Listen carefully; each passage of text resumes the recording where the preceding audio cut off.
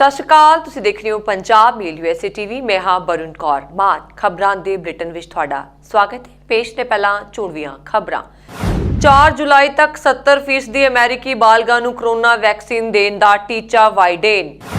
ਸ੍ਰੀ ਗੁਰੂ ਤੇਗ ਬਹਾਦਰ ਜੀ ਦੇ 400 ਸਾਲਾ ਗੁਰਪੁਰਬ ਤੇ ਐਲਕ ਗਰੋਵ ਸਿਟੀ ਵੱਲੋਂ ਮਤਾ ਪਾਸ। ਅਮਰੀਕੀ ਸੰਸਦ ਨੇ ਭਾਰਤ ਵਿੱਚ ਕੋਵਿਡ-19 ਦੀ ਸਥਿਤੀ ਤੇ ਬਾਈਡਨ ਨੂੰ ਲਿਖਿਆ ਪੱਤਰ। ਅਮਰੀਕਾ ਵੱਲੋਂ ਅਣਮਿੱਥੇ ਸਮੇਂ ਲਈ ਰੱਦ ਕੀਤੀਆਂ ਵੀਜ਼ਾ ਸੇਵਾਵਾਂ। ਅਮਰੀਕਾ ਤੇ ਯੂਰਪ ਵਿੱਚ ਹੁਣ ਪਾਬੰਦੀਆਂ 'ਚ ਦਿੱਤੀ ਜਾ ਰਹੀ ਢਿੱਲ। ਅਮਰੀਕੀ ਕਾਰੋਬਾਰਾਂ ਨੇ H1 ਵੀਜ਼ਾ ਤੇ ਵਾਪਸ ਲਿਆ ਮੁਕੱਦਮਾ। ਪੇਸ਼ ਨੇ ਹੁਣ ਖਬਰਾਂ ਵਿਸਥਾਰ ਨਾਲ।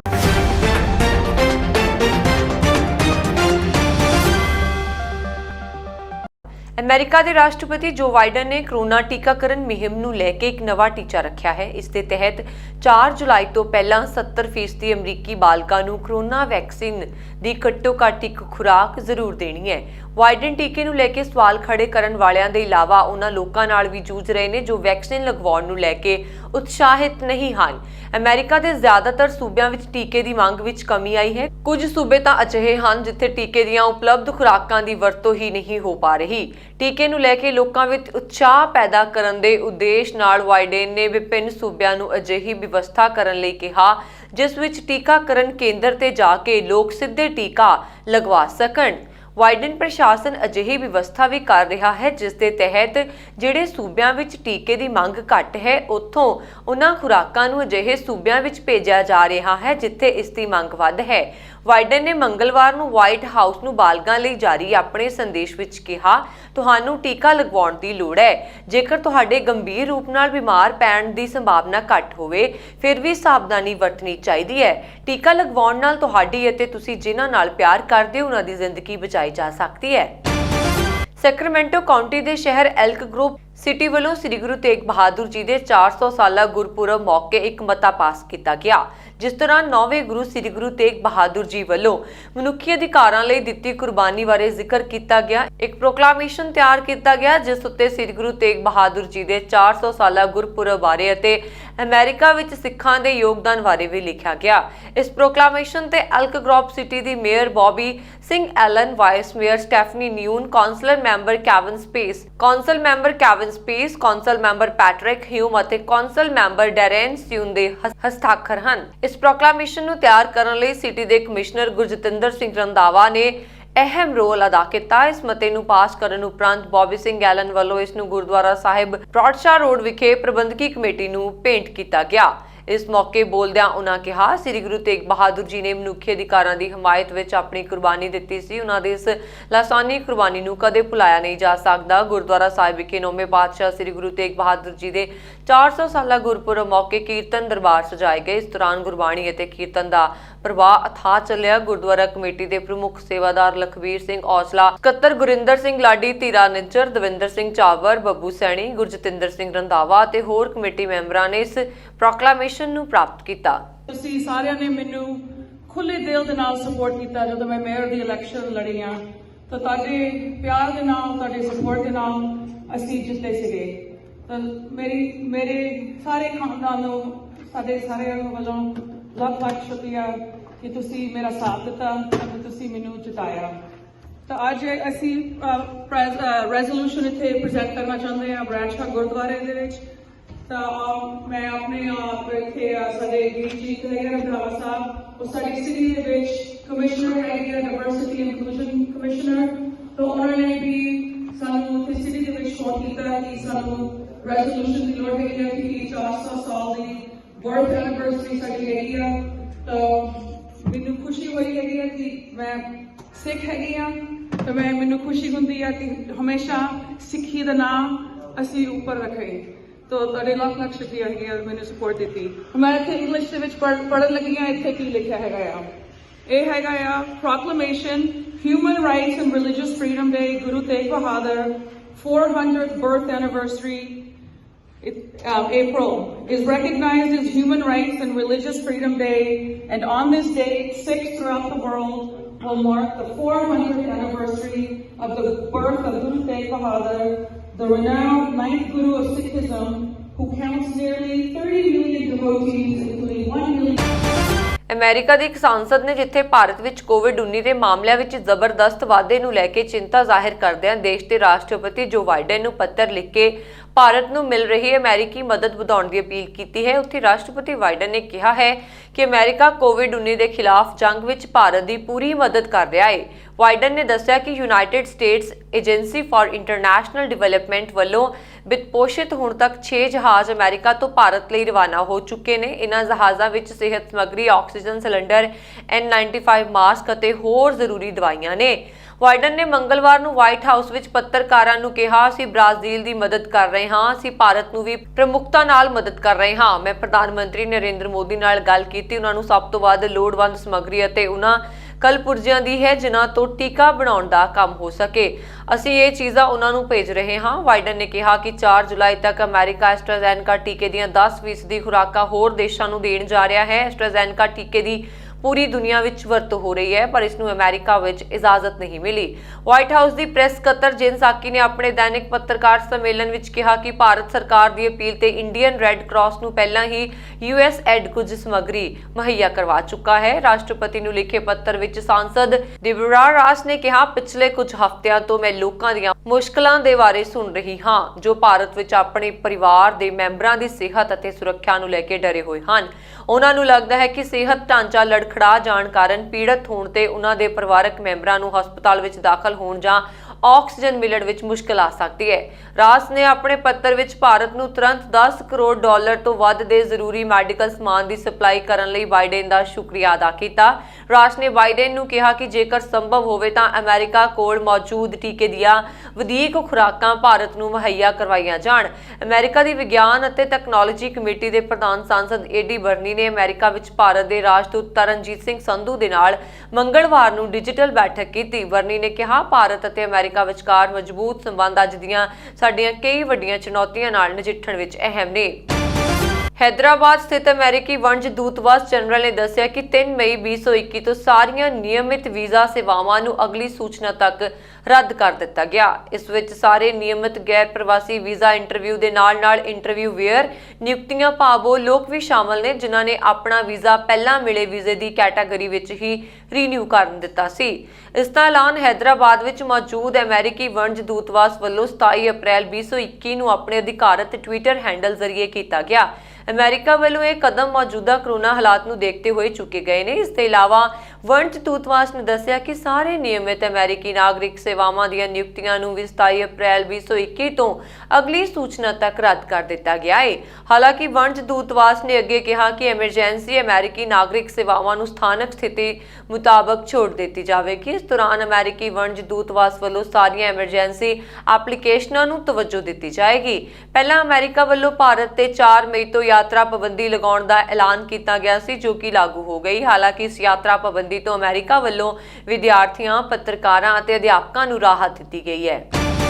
कोरोना महामारी की दूजी लहर का सामना कर चुके अमेरिका च हुण पाबंदियां च ढिल मिलनी शुरू हो गई। यूरोप च भी पाबंदियां च राहत देने की तैयारी की जा रही है। यह कदम अजिहे समय चुके जा रहे हैं जदों भारत ते ब्राजील वर्गे देश च कोरोना का कहर वध गया है। इस दौरान दुनिया च बीते 24 घंटिਆਂ 'ਚ 7 ਲੱਖ ਤੋਂ ਵੱਧ ਨਵੇਂ ਇਨਫੈਕਟਡ ਵੱਧ ਗਏ ਤੇ ਕਰੀਬ 11,000 ਪੀੜਤਾਂ ਦੀ ਮੌਤ ਹੋ ਗਈ।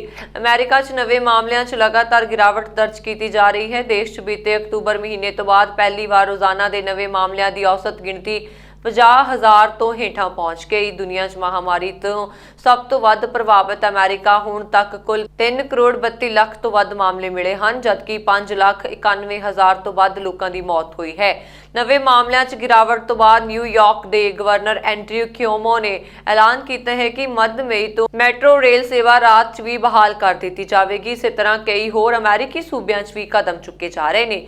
ਇੱਧਰ ਸਥਾਈ ਮੈਂਬਰੀ ਯੂਰਪੀ ਯੂਨੀਅਨ ਦੇ ਅਧਿਕਾਰੀਆਂ ਨੇ ਯਾਤਰਾ ਸੰਬੰਧੀ ਪਾਬੰਦੀਆਂ 'ਚ ਰਾਹਤ ਦੇਣ ਦੀ ਤਜਵੀਜ਼ ਦਾ ਐਲਾਨ ਕੀਤਾ। ਹਾਲਾਂਕਿ ਪਾਬੰਦੀਆਂ 'ਚ ਢਿੱਲ ਦੇਣ ਦਾ ਆਖਰੀ ਫੈਸਲਾ ਮੈਂਬਰ ਦੇਸ਼ਾਂ ਤੇ ਨਿਰਭਰ ਕਰੇਗਾ। ਤਜਵੀਜ਼ ਤਹਿਤ ਉਹਨਾਂ ਲੋਕਾਂ ਨੂੰ ਯੂਰਪੀ ਦੇਸ਼ਾਂ 'ਚ ਦਾਖਲਾ ਦੇਣ ਦਾ ਸੁਝਾਅ ਦਿੱਤਾ ਗਿਆ ਜਿਨ੍ਹਾਂ ਦਾ ਟੀਕਾਕਰਨ ਪੂਰਾ ਹੋ ਚੁੱਕਿਆ ਹੈ। ਇਨਫੈਕਸ਼ਨ ਰੋਕਣ ਲਈ ਬਰਤਾਨੀਆ, ਜਰਮਨੀ, ਫਰਾਂਸ, ਸਪੇਨ ਤੇ ਇਟਲੀ ਵਰਗੇ ਦੇਸ਼ਾਂ 'ਚ ਸਖਤ ਕਦਮ ਚੁੱਕੇ ਗਏ ਨੇ।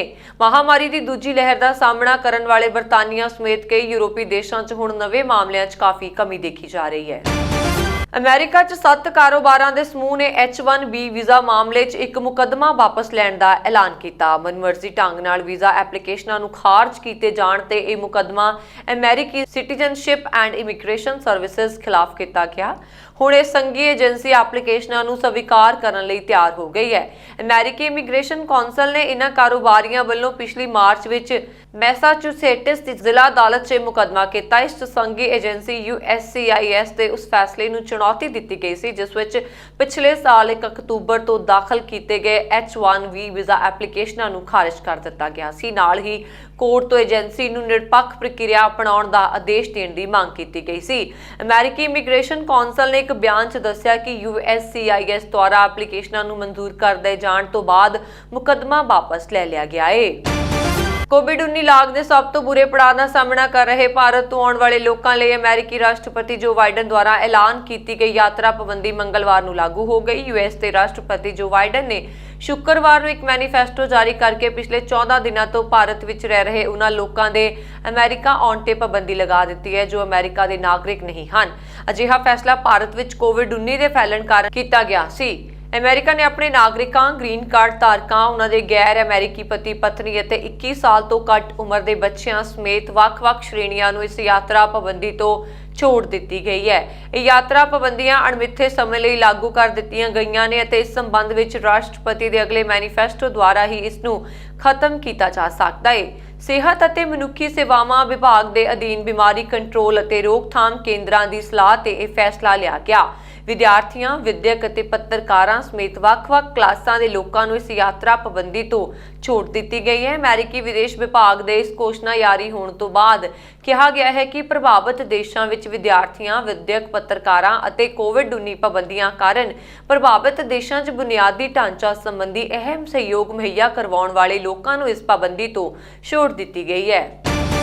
ਕੋਰੋਨਾ ਵਾਇਰਸ ਦੀ ਦੂਜੀ ਲਹਿਰ ਕਾਰਨ ਭਾਰਤ ਦੀ ਸਥਿਤੀ ਬਹੁਤ ਗੰਭੀਰ ਦੱਸਦਿਆਂ ਅਮਰੀਕਾ ਦੇ ਲੋਕ ਸਿਹਤ ਮਾਹਿਰ ਡਾਕਟਰ ਐਂਥਨੀ ਫਾਸੀ ਨੇ ਮਹਾਮਾਰੀ ਨਾਲ ਲੜਨ 'ਚ ਫੌਜੀ ਦਸਤਿਆਂ ਨੂੰ ਲਾਉਣ ਸਮੇਤ ਸਾਰੇ ਵਸੀਲੇ ਲਾਉਣ ਲਈ ਕਿਹਾ ਹੈ। ਉਹਨਾਂ ਫੌਰੀ ਆਰਜ਼ੀ ਹਸਪਤਾਲ ਬਣਾਉਣ ਤੇ ਹੋਰ ਦੇਸ਼ਾਂ ਤੋਂ ਮੈਡੀਕਲ ਸਮੱਗਰੀ ਦੇ ਨਾਲ-ਨਾਲ ਮਨੁੱਖੀ ਮਦਦ ਲੈਣ ਲਈ ਵੀ ਕਿਹਾ।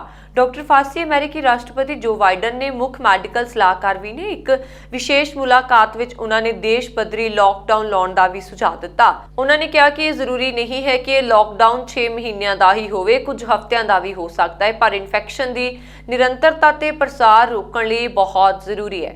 ਡਾਕਟਰ ਫਾਸੀ ਦਾ ਇਹ ਸੁਝਾਅ ਤੇ ਸਮੀਖਿਆ ਅਜਿਹੇ ਸਮੇਂ ਵਿੱਚ ਸਾਹਮਣੇ ਆਈ ਹੈ ਜਦੋਂ ਭਾਰਤ ਵਿੱਚ ਕੋਰੋਨਾ ਪੀੜਤਾਂ ਦਾ ਕੁੱਲ ਅੰਕੜਾ 2 ਕਰੋੜ ਪਾਰ ਹੋ ਚੁੱਕਾ ਹੈ। 3 ਮਹੀਨੇ ਪਹਿਲਾਂ ਦੇ ਮੁਕਾਬਲੇ ਇਹ ਗਿਣਤੀ ਲਗਭਗ ਦੁੱਗਣੀ ਹੈ। ਡਾਕਟਰ ਫਾਸੀ ਨੇ ਕਿਹਾ ਕਿ ਇਹ ਦੇਖਦਿਆਂ ਭਾਰਤ 'ਚ ਮਹਾਮਾਰੀ ਦੇ ਕਾਰਨ ਸਥਿਤੀ ਬਹੁਤ ਖਰਾਬ ਹੈ। ਦੁਨੀਆ ਦੇ ਹੋਰ ਦੇਸ਼ਾਂ ਨੂੰ ਇਸ ਦੀ ਮਦਦ 'ਚ ਅੱਗੇ ਆਉਣਾ ਚਾਹੀਦਾ ਹੈ। ਜਿਸ ਤਰ੍ਹਾਂ ਅਮਰੀਕਾ ਮਦਦ ਕਰ ਰਿਹਾ ਹੈ ਉਸੇ ਤਰ੍ਹਾਂ ਹੋਰ ਦੇਸ਼ਾਂ ਨੂੰ ਵੀ ਕਰਨੀ ਚਾਹੀਦੀ ਹੈ। ਨਾਲ ਹੀ ਉਹਨਾਂ ਨੇ ਟੀਕਾਕਰਨ ਵਧਾਉਣ ਦਾ ਵੀ ਸੁਝਾਅ ਦਿੱਤਾ। ਉਹਨਾਂ ਨੇ ਕਿਹਾ ਕਿ ਜਿੰਨਾ ਸੰਭਵ ਹੋ ਸਕੇ ਵੱਧ ਤੋਂ ਵੱਧ ਲੋਕਾਂ ਨੂੰ ਟੀਕਾ ਲਾਇਆ ਜਾਣਾ ਚਾਹੀਦਾ ਹੈ।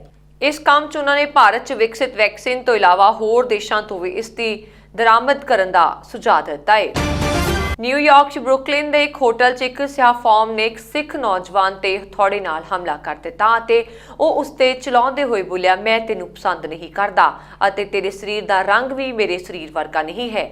ਘਟਨਾ ਤੋਂ ਬਾਅਦ ਨਿਊਯਾਰਕ ਸਥਿਤ ਇੱਕ ਵਕਾਲਤ ਸਮੂਹ ਨੇ ਜਾਂਚਕਰਤਾਵਾਂ ਤੋਂ ਇਹ ਪਤਾ ਲਗਵਾਉਣ ਦੀ ਬੇਨਤੀ ਕੀਤੀ ਹੈ ਕਿ ਇਹ ਹਮਲਾ ਨਸਲੀ ਨਫ਼ਰਤ ਤੋਂ ਪ੍ਰੇਰਿਤ ਹੋ ਕੇ ਕੀਤਾ ਗਿਆ ਹੈ। ਨਿਊਯਾਰਕ ਡੇਲੀ ਨਿਊਜ਼ ਵੈਬਸਾਈਟ ਦੇ ਇੱਕ ਖਬਰ ਅਨੁਸਾਰ ਐਸਟੋਰੀਆ ਦੇ ਰਹਿਣ ਵਾਲੇ ਸੁਮਿਤ ਆਲੂਵਾਲੀਆ ਨੇ ਕਿਹਾ ਕਿ ਉਸ ਤੇ ਹਮਲਾ ਕਰਨ ਵਾਲਾ ਵਿਅਕਤੀ ਨਸਲੀ ਘ੍ਰਿਣਾ ਨਾਲ ਭਰਿਆ ਹੋਇਆ ਸੀ। 26 ਅਪ੍ਰੈਲ ਨੂੰ ਵੀ ਉਸ ਹਮਲਾਵਰ ਨੇ ਉਸ ਦੇ ਦਫ਼ਤਰ ਜਾ ਕੇ ਹਮਲਾ ਕੀਤਾ ਸੀ। ਸੁਮਿਤ ਨੇ ਕਿਹਾ ਕਿ ਮੈਂ ਉਸ ਕੋਲ ਜਾ ਕੇ ਪੁੱਛਣ ਦੀ ਕੋਸ਼ਿਸ਼ ਕੀਤੀ ਕਿ ਉਹ ਇਸ ਤਰ੍ਹਾਂ ਕਿਉਂ ਕਰ ਰਿਹਾ ਹੈ ਤਾਂ ਉਸਨੇ ਉਸ ਵੱਲ ਭੱਜਣ ਲੱਗਾ।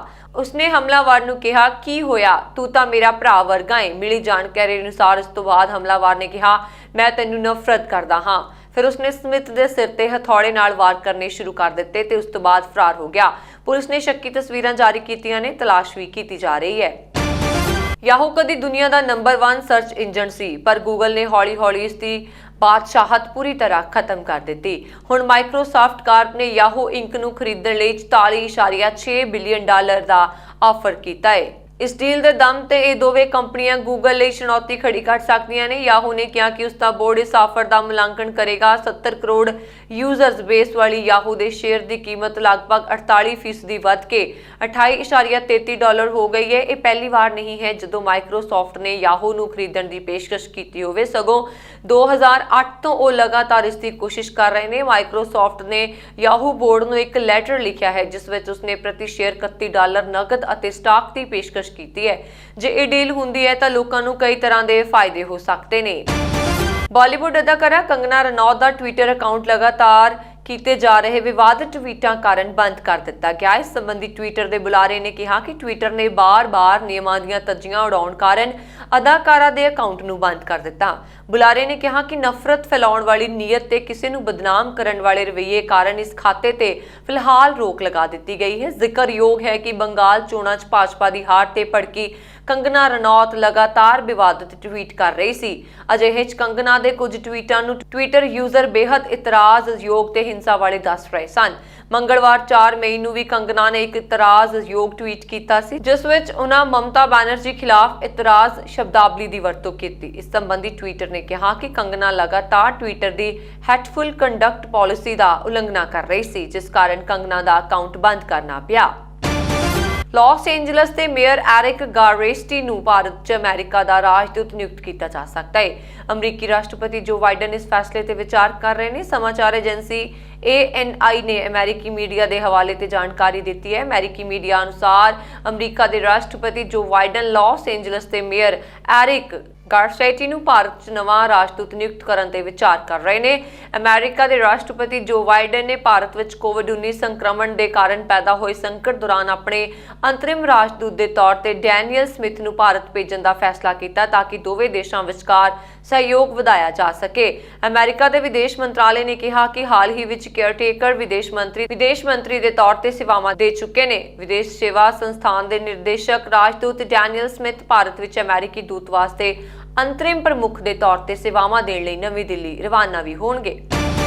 ਮਮਤਾ ਬੈਨਰਜੀ ਨੇ ਤੀਜੀ ਵਾਰ ਪੱਛਮੀ ਬੰਗਾਲ ਦੇ ਮੁੱਖ ਮੰਤਰੀ ਵਜੋਂ ਸਹੁੰ ਚੁੱਕ ਲਈ। ਬੰਗਾਲ ਦੇ ਰਾਜਪਾਲ ਜਗਦੀਪ ਧਨਖੜ ਨੇ ਉਹਨਾਂ ਨੂੰ ਅਹੁਦੇ ਦੇ ਸਹੁੰ ਚੁਕਾਈ। ਕਲਕੱਤਾ ਵਿਖੇ ਰਾਜ ਭਵਨ ਵਿੱਚ ਸਾਦੇ ਸਮਾਰੋਹ ਵਿੱਚ ਮਮਤਾ ਬੈਨਰਜੀ ਨੇ ਮੁੱਖ ਮੰਤਰੀ ਵਜੋਂ ਤੀਜੀ ਵਾਰ ਸਹੁੰ ਚੁੱਕੀ। ਕਰੋਨਾ ਕਾਲ ਅਤੇ ਉਸ ਦੇ ਦਿਸ਼ਾ ਨਿਰਦੇਸ਼ ਦੀ ਵਜ੍ਹਾ ਕਰਕੇ ਸਹੁੰ ਚੁੱਕ ਸਮਾਰੋਹ ਛੋਟਾ ਹੀ ਰੱਖਿਆ ਗਿਆ। ਅਜੇ ਵਿਧਾਇਕਾਂ ਦਾ ਸਹੁੰ ਚੁੱਕ ਸਮਾਗਮ ਨਹੀਂ ਹੋਇਆ।